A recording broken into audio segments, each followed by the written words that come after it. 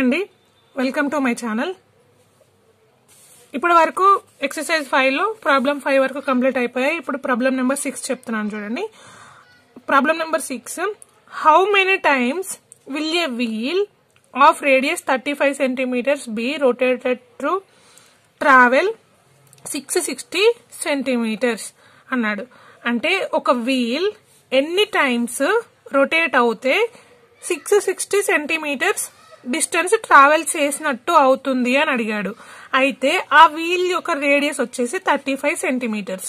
Okay, radius 35 centimetres ఉన్న ఒక wheel ఎన్ని టైమ్స్ రొటేట్ అయితే అది 660 సెంటీమీటర్స్ డిస్టెన్స్ ట్రావెల్ చేస్తుంది అనేది క్వశ్చన్.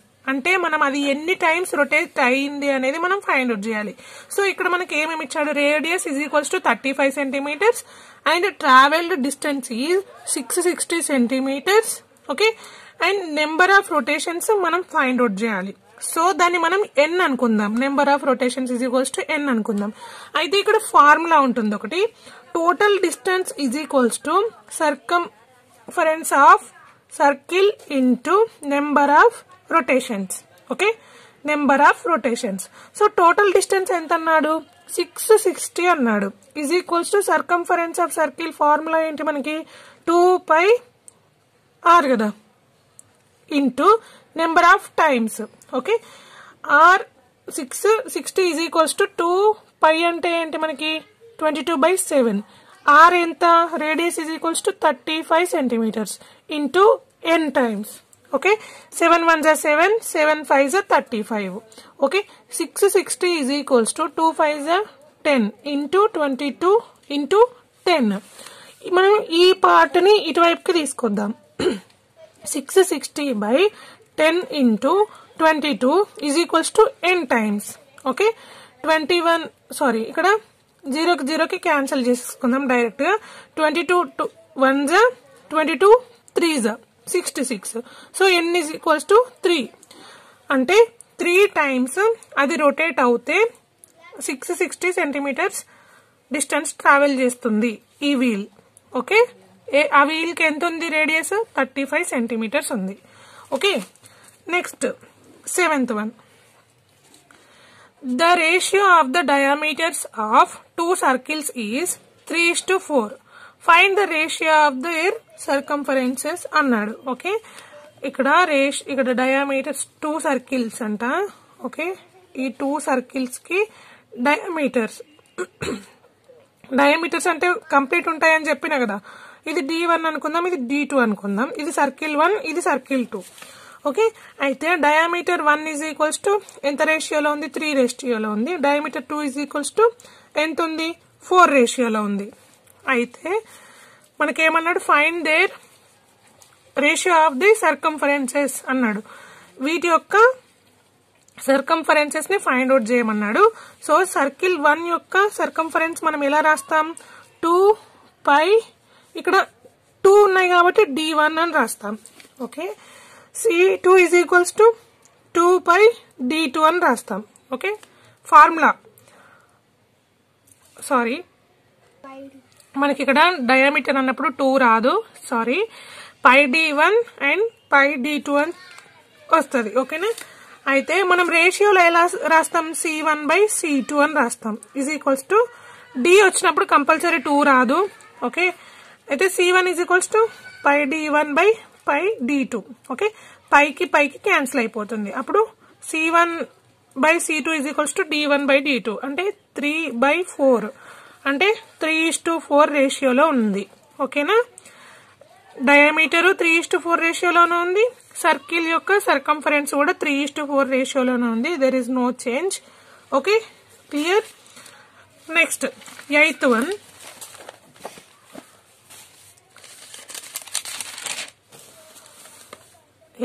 చూడండి.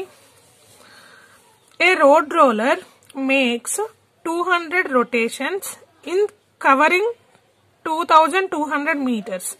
Find the radius of the road roller అన్నాడు. ఓకే, ఇంతకు ముందేమో ఇక్కడ మనకి రొటేషన్స్ ఇవ్వలేదు, రేడియస్ ఇచ్చాడు.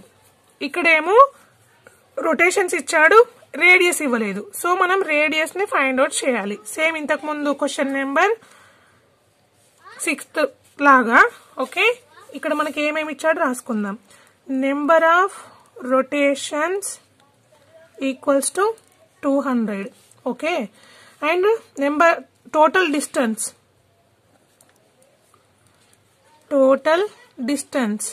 ఎంత 2200 మీటర్స్. అయితే మనం ఫైండ్ అవుట్ చేయాల్సింది ఏంది, రేడియస్ ఫైండ్ అవుట్ చేయాలి. ఓకే, మనకు ఫార్ములా ఏంటి, ఇంతకు ముందు చెప్పుకున్నాం కదా, total distance equals to circumference of circle into number of rotations. Okay, total distance ఎంత 2200 is equals to circumference of circle is formula ఏంటి 2πr ఇంటూ ఎన్ని టైమ్స్ ఎన్ని రొటేషన్స్ తిరిగింది 200 రొటేషన్స్ తిరిగింది. So 2200 is equals to 2 into 22/7 into r into 200. Okay, ఈ 7ని నేను ఇటువైపుకి తీసుకొస్తున్నా. 7 into 2200 is equals to 2 into 22 into 200 into r. Okay, 2200 by ఈ part ని మొత్తం నేను ఇటువైపుకి తీసుకొస్తున్నా. 2 into 22 into 200. Okay, is equals to r. Okay, ఇక్కడ 2 zeros క్యాన్సిల్ అయిపోయాయి. ఈ 2 zeros కి ఈ 2 zeros కి క్యాన్సిల్ అయిపోయింది. 22 1s 22 1s. ఓకే, ఇక్కడ చూడండి 7 into 1 7 by 2 into 2 4 is equals to r. ఇక్కడ 7/4 చేద్దాం, అంటే 7 డివైడెడ్ బై 4. 4 1s 4. ఇక్కడ మనకి ఎంత మిగులుతుంది 3 మిగులుతుంది. పాయింట్ పెట్టుకుంటే ఇక్కడ 0 వస్తుంది. 4 7s 28. ఇక్కడ రిమైనింగ్ ఎంత మిగులుతుంది 2 మిగులుతుంది. ఇక్కడ ఆల్రెడీ పాయింట్ ఉంది కాబట్టి ఇక్కడ మనం 0 పెట్టుకుంటాం. 4 5s 20. Okay, is equals to ఎంత వస్తుంది 1.75 centimetres. r is equals to radius is equals to 1.75 centimetres. Okay, next 9th one చూడండి. The minute hand of a circular clock is 15 centimetres. How far does the tip of the minute hand move in 1 hour అన్నాడు. Okay, ఇక్కడ question చూడండి. ఒక clock లో minute hand అంటే ఇది ఒక minute hand అనుకుందాం. ఓకే, హవర్స్ హ్యాండ్ ఏమో చిన్నగా ఉంటది కదా, ఇది మినిట్ హ్యాండ్ పెద్దగా ఉంటది, అలా ఉంటుంది. అయితే దీని యొక్క ఏమన్నాడు ఇది అంట 15 సెంటీమీటర్స్ ఉందంట. అయితే ఇది 1 hour లో, అయితే ఇక్కడ ఈ మినిట్ హ్యాండ్ అంట ఒక ట్రిప్ 1 hour లో ఒక రౌండ్ తిరుగుతుంది కదా, 1 ట్రిప్. హౌ ఫార్ ఎంత దూరం ట్రావెల్ చేసింది అని అడిగాడు. ఓకే, మినిట్ ట్రిప్ బాగా గుర్తుంచుకోండి. మినిట్ ట్రిప్ 1 hour లో అంటే ఇది 1 నిమిషానికి ఒకసారి జరుగుతుంది కదా, అంటే 60 minutes మూవ్ అయింది. 60 minutes అంటే 1 రౌండ్.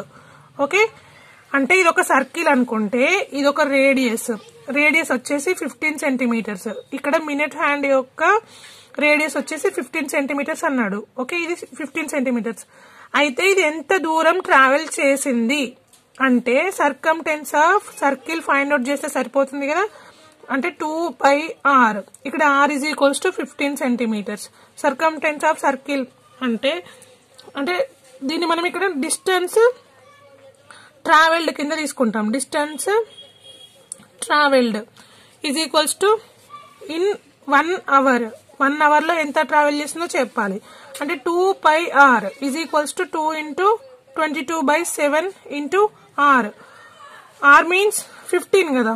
Okay, 7 1s 7, 7 2s.